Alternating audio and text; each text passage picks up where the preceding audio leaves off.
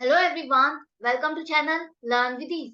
आज का टॉपिक है dissolution of a partnership firm, जिसमें हम सॉल्व करेंगे क्वेश्चन नंबर 26 चैप्टर 5 डी के गोयल की बुक से क्लास 12 अकाउंट्स के लिए।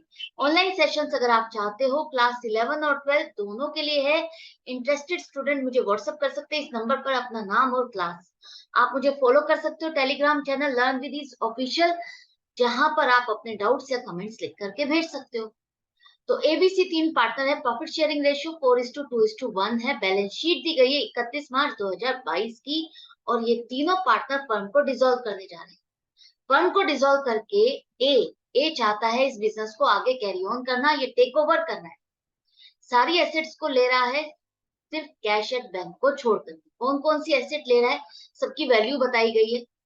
इसके बाद आपको बनाना क्या है, बनाना है नेसेसरी अकाउंट्स। नेसेसरी अकाउंट्स में आपका एक realisation account, partners capital account और बैंक अकाउंट, और बनानी है balance sheet of A. A अगर इस बिजनेस को टेक ओवर कर रहा है तो उसकी बैलेंस शीट क्या बनेगी, फ्रेश नई ओपनिंग बैलेंस शीट वही आपको बनानी है। तो सबसे पहले रियलाइजेशन अकाउंट में डेबिट साइड पर आप एसेट्स लिखोगे। गुडविल आपकी लिखी जाएगी 12,700 से। फिक्शियस नहीं है, इंटेंजिबल एसेट है जो कि आप लिखोगे। फिक्शियस एसेट्स को हम नहीं लिखते हैं रियलाइजेशन अकाउंट में, लेकिन इंटेंजिबल एसेट को लिखोगे। Lease hold premises 1,00,000, plant and machinery 60,000, stock 60,000। Debtors आप ग्रोस अमाउंट से लिखोगे यहाँ पर 30,000, और प्रोविजन आपका क्रेडिट साइड पर लिखा जाएगा 700। कैश एट बैंक और प्रॉफिट एंड लॉस अकाउंट का जो लॉस है ये आप रियलाइजेशन अकाउंट में नहीं लिखोगे। प्रॉफिट एंड लॉस अकाउंट का जो डेबिट बैलेंस है, लॉस है, इसे आप पार्टनर्स में अलग से डिस्ट्रीब्यूट करोगे, रियलाइजेशन अकाउंट में नहीं लिखोगे। बारी आती है लाइबिलिटीज की। लाइबिलिटीज को आप क्रेडिट साइड पर लिखोगे। क्रेडिटर्स लिखे जाएंगे 35,400। Mrs B loan, partner B है, उसकी वाइफ नहीं, तो वाइफ से अगर लोन लिया है फर्म ने तो ये आउटसाइड पार्टी में कवर होगी, जिससे आप लिखो 15,000। पार्टनर्स कैपिटल अकाउंट यहाँ पर नहीं लिखे जाएंगे। अब देखो इन एसेट्स को किस तरह से ए ने टेक ओवर किया, कितनी कितनी अमाउंट पर। लीज होल्ड प्रीमिसेस वो ले रहा है 60,000 की, ठीक है।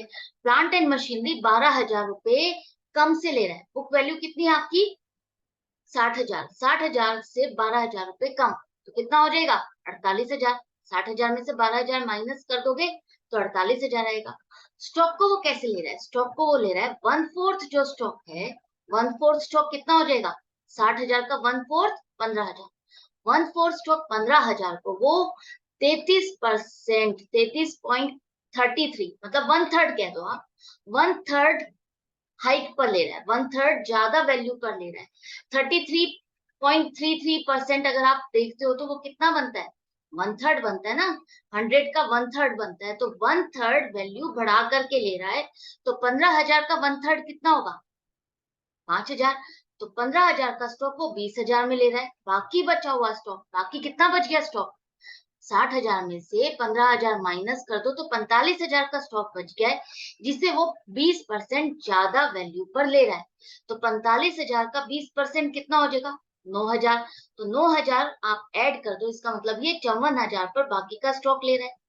तो टोटल स्टॉक उसने जो 60,000 का था वो 74,000 में ले लिया। डेटर्स वो कह रहा है subject to a provision of 5%। कह रहा है कि उसे लगता है कि 5% डेटर्स डूब सकते हैं, उस हिसाब से उसको माइनस करने के बाद वो डेटर्स को टेक ओवर करेगा। तो 5% अगर आप इसमें से लेस करते हो, इसको भूल जाओ आप, इसको भूल जाओ, ये तो आपकी ये बुक्स में रह जाएगा। या आप इसका बेनिफिट ले चुके हो पहले, आपने अपने प्रॉफिट्स में से इसको डिडक्ट कर चुके हो, तो इसको अब आप भूल जाओ। 30,000 में से 5% आपको लेस करना है, तो वो आएगा 1,500 माइनस करो, तो वो 28,500 रुपए में डेटर्स को लेने को तैयार है। क्लियर है। जब भी आपको रियलाइजेशन अकाउंट बनाना है डिसोल्यूशन के क्वेश्चन में, तो आप प्रोविजन ऑफ डेट्स को तो भूल ही जाओ। जो भी आपको वैल्यू निकालनी है वो इसके हिसाब से निकालोगे जो ग्रोस अमाउंट है। अब टोटल देखो ए ने कितने अमाउंट पर कितने पैसे में सारी एसेट्स को टेक ओवर कर दिया। यही एसेट्स हैं जिनको उसने टेक ओवर किया है। बाकी क्या बचा है, आपकी गुडविल बची है। गुडविल की उसने कोई वैल्यूएशन नहीं लगाई है, उसकी कोई उसने पैसे नहीं दिए। तो अब यहाँ पर ए ने फर्म की सारी एसेट्स को टेक ओवर कर लिया जिसकी वो पेमेंट नहीं कर रहा, तो हम उसके कैपिटल अकाउंट को क्या करेंगे डेबिट करेंगे। तो बाय एज कैपिटल अकाउंट 2,10,500 रुपए से आप क्रेडिट साइड पर लिखोगे। क्यों? क्योंकि एसेट से रिलेटेड जो भी पेमेंट आपको मिलती है, रियलाइजेशन होती है, उसे आप कहाँ लिखते हो? क्रेडिट साइड पर लिखते हो। साथ ही साथ आपने जो फॉर्मेट्स तैयार रखे हैं, ओपनिंग बैलेंसेस लिखो पहले कैपिटल के, उसके बाद एक एक कैपिटल अकाउंट में आप डेबिट साइड पर लिखो जो उसने कैपिटल टेक ओवर की, सॉरी एसेट्स टेक ओवर की है। नेक्स्ट वो कह रहा है कि जो मिसिस बी लोन है वो आपने पेमेंट कर दी। तो मिसिस बी का लोन आप 15,000 रुपए की पेमेंट हो रही है, लाइबिलिटी की पेमेंट कर रहे हो, तो कहाँ दिखाओगे? रियलाइजेशन में डेबिट साइड पर, यहाँ पर to bank account Mrs B loan 15,000। साथ ही साथ बैंक अकाउंट का फॉर्मेट तैयार है, ओपनिंग बैलेंस लिखो 17,700 और यहाँ पर पेमेंट दिखा दो 15,000 की पेमेंट कर दी है क्रेडिट साइड पर।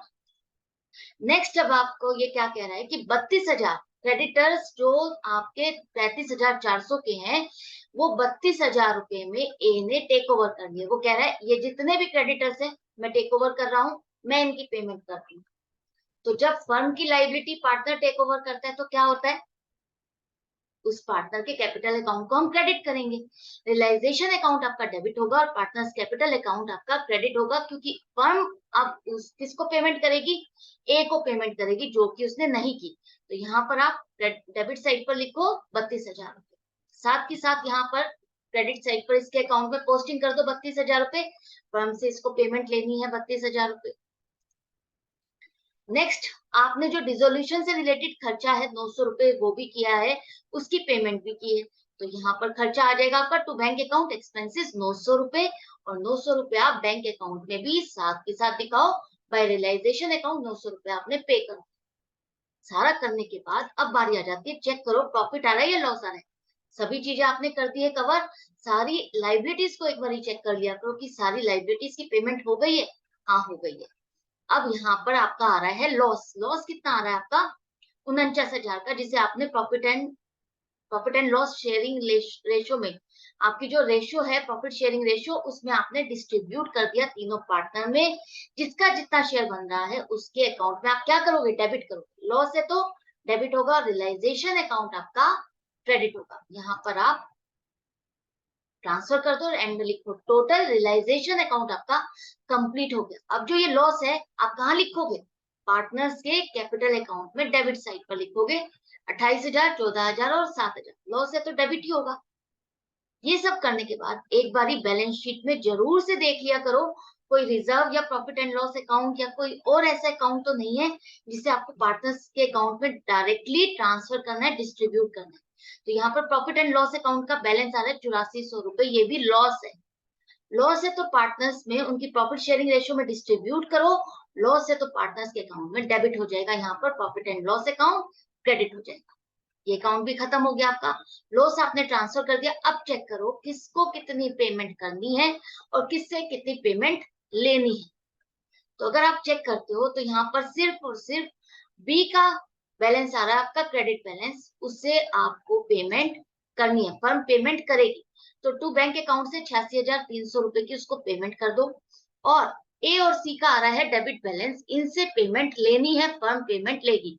81,300 और 3,200 रुपए ये दोनों पे करेंगे फर्म को, और एंड में लिख दो टोटल। इन सब के बैलेंसेस नील हो गए, पे कर दिया जिसको पे करना था। आ जाओ बैंक अकाउंट में। यहाँ पर अब आपको किस किस से पेमेंट लेनी थी? ए और सी से, दोनों से पेमेंट ले लो, डेबिट साइड पर दिखा दो। और पेमेंट करनी है बी को तो उसको पेमेंट कर दो। ये सब पेमेंट भी हो गई। अब चेक करो क्या कोई क्लोजिंग बैलेंस आ रहा है आपका? क्लोजिंग बैलेंस भी नहीं आ रहा। तो यहाँ पर अब एंड में चेक करो टोटल मैच कर रहा है। टोटल मैच कर रहा है तो आपका क्वेश्चन कंप्लीट और करेक्ट हो गया। यहां तक कंप्लीट हुआ है जो डिसोल्यूशन वाला पार्ट। अब बारी आती है जो आपको बनाना है ए की बैलेंस शीट। वो कैसे बनाते हैं? आपने देखा क्या क्या एसेट उसने टेक ओवर किया, उसी अमाउंट से आप उसके एसेट साइड पर लिखो। Lease hold premises 60,000, plant and machinery 48,000, stock 74,000 और डेटर्स 28,500। तो टोटल इसने एसेट्स लिए हैं 2,10,500 के।